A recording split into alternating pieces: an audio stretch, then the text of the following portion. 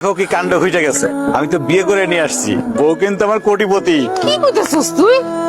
এত কোটিপতি মাইয়া কেমনে রাজি হইলো তোর মতো সবজি আলার লাগে বিয়ে হইতে? এই কথায় আছে না, লুঙ্গি খুলতে সময় লাগে, ভাগ্য বদলাইতে সময় লাগে না। নতুন বউ লইছস, ঘরে নিবি না? চলো বউ, ঘরে চলো।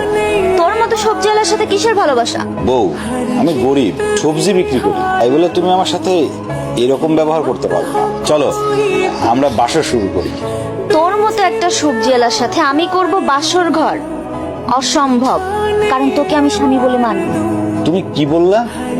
তোর মতো সবজি আলা আমার মতো একটা সুন্দরী কোটিপতি বউ পাবে, সেটা কিভাবে হয় বলতো? তুই বল। আমি তো তোমাকে জোর করে বিয়ে করি নাই, তুমি আমাকে জোর করে বিয়ে করছো। এই বিয়েটা ছিল চোখের ভুল অপারেশনের মতো, আর এই ভুলটা আমি একদমই বাড়াইতে চাই না। সো তুই আমাকে আজকেই ডিভোর্স দিবি। এই ছোট লোকের বাচ্চা, তুই থমকে আছিস কেন? ডিভোর্স দে আমাকে। বউ, আমি আল্লাহর কালেমা করে বিয়ে করছি, আমি তো তোমাকে ডিভোর্স দিতে পারবো না। সবজি আলার বাচ্চা, তুই আমাকে আমার টাকা পয়সা সম্পত্তির জন্য আমাকে ডিভোর্স দিতে চাচ্ছিস না, সেটা আমি খুব ভালো করে বুঝতে পারছি। শোনো, তোমার টাকা পয়সা বিষয় সম্পত্তির উপর আমার কোনো লোভ নেই। তুমি আমার বউ, আমার এই ঘরের বউ হয়েই থাকবা। আমি কোনোভাবেই তোমাকে ডিভোর্স দিতে পারবো না। ভাবি অনেক ভালো মানুষ, দেখতে শুনতে যেমন সুন্দরী, আচার ব্যবহারে দেখলা না কোটিপতির মেয়ে হয়েও তোমার পা ধরে সালাম করলো।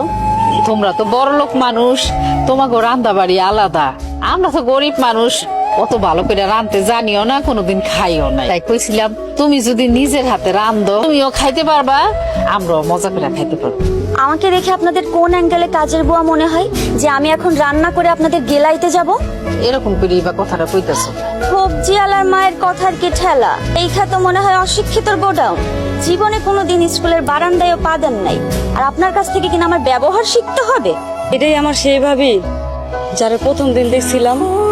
আসলে মনে হয় আমারই ভুল হয়েছে, তোমার সাথে কথা কয়ে মনে হয় আমি অন্যায় করে ফেলাইছি।